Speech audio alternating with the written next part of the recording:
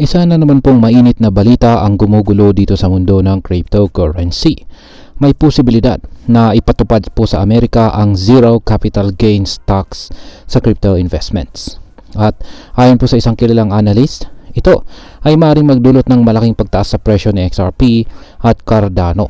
Pero teka, ano nga ba ang capital gains tax at bakit po ito mahalaga sa mga crypto investors? At kung sakaling matuloy po ang pulisiyang ito sa US, paano po ito maapektuhan ang ating investment bilang mga Pinoy crypto enthusiasts? Kaya yan po ang siyang ating pag-uusapan sa video na ito. Pero bago po tayo magpatuloy, ay nais ko lamang po munang bigyang linaw ang aking disclaimer kung saan ang nilalaman po ng video na ito ay hindi po ito isang financial advice. For education and information purposes lamang po ang layunin nito. Ayan, ano nga bang sinasabi ng analyst tungkol kay XRP? Ayon po sa crypto analyst na nasa likod ng The Modern Investor na YouTube channel, tila kumpirmado na ang posibleng pag-abot ng XRP sa double-digit price range. Ibig sabihin ay maaaring umabot ito sa $10 o higit pa sa loob lamang ng ilang buwan. Ayon po sa kanyang tweet, kung tuluyang ia-aproba ng gobyerno ng US sa ilalim ng administrasyon ni Donald Trump ang zero capital gains tax, maaaring sumabog paitaas ang presyo ng XRP at ADA dahil mawawala ang isa sa pinakamalaking hadlang sa pagdami ng investors at yan po ang pagbubuwis sa kanilang kita mula sa crypto. Ayan, hindi po biro ang prediksyong ito. At ang tanong ay bakit po ito posible? Yan, paano nga ba nakakaapekto ang buwis or tax sa presyo ng crypto? Alam naman natin na ang buwis ay isang malaking bagay sa desisyon ng mga investors. Sa kasalukuyang sistema, bawat kita mula sa pagbenta ng crypto ay may kasamang capital gains tax na siyang nagre-reduce sa kabuuang kita ng mga investors. Yan, bilang halimbawa, kapag bumili ka po ng XRP sa halagang 0.50 at naibenta mo ito sa $1, ang kalahati ng kinita mo ay maaring buwisan ng gobyerno. Mas malaki ang kita, mas mataas ang tax na babayaran mo. Ngayon, kung aalisin po ang capital gains tax, maraming tao ang mas maiingganyong mag-invest at mag-hold ng crypto na maaring magdulot ng biglaang pagsipa ng presyo.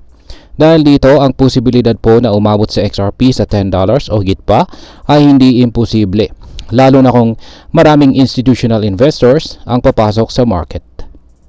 Ngayon ay ano po ang papel ng administrasyong Trump sa crypto market? Ang isa pang dahilan kung bakit lumakas ang haka-haka sa paglubo ng presyo ng XRP ay ang lumalakas na suporta ng Trump administration sa US-based crypto projects. Ayon po sa mga ulat, sinabi po ni Eric Trump, anak ng Pangulo, na maaaring alisin ang capital gains tax sa mga crypto assets na base sa US tulad ng XRP at saka Solana. Samantala, ang mga foreign crypto projects ay maaaring buwisan ng hanggang 30%.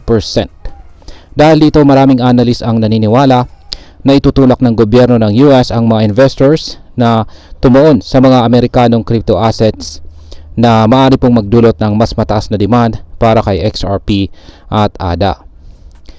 Ngayon makakaapekto ba ito sa presyo ni XRP sa buong mundo? Kung tatanggalin ang capital gains tax sa US, maaaring tumaas ang presyo ni XRP sa global market. At bakit? Una, mas maraming American investors ang papasok kay XRP. Dahil wala ng buwis, mas maiinganyo po silang bumili at mag-hold kaya tataas ang demand. Pangalawa, magkakaroon po ito ng domino effect. Kapag tumaas ang presyo ng isang malaking market tulad ng US, malaki ang tsansa na sundan ito ng ibang bansa. Pangatlo, posible pong sumunod ang ibang gobyerno. Kapag napatunayang epektibo ang tax-free policy sa crypto investments, maaaring gayahin ito ng ibang bansa na lalo pang magpapalakas sa adoption ni XRP. At ngayon ay ano naman ang maaaring maging epekto nito para sa atin bilang mga Pinoy crypto traders at investors ng XRP. Ayan, para sa atin bilang mga crypto traders at investors, hindi direktang makikinabang ang Pilipinas sa zero capital gains tax ng US dahil meron po tayong sariling tax policies. Ngunit may ilang positibong epekto ito. Una, tataas ang presyo ng XRP sa global market Kung ang prediction po ay tama, maaaring umabot ito sa $10 o higit pa na isang malaking oportunidad para sa mga Pinoy na may hawak ng XRP. Pangalawa ay mas maraming tao ang magpapahalaga sa crypto. Kapag nakita ng ibang bansa na kaya pala ng isang gobyerno na suportahan ang crypto market, maaaring lumakas din ang panawagan sa Pilipinas para sa mas paborableng regulasyon.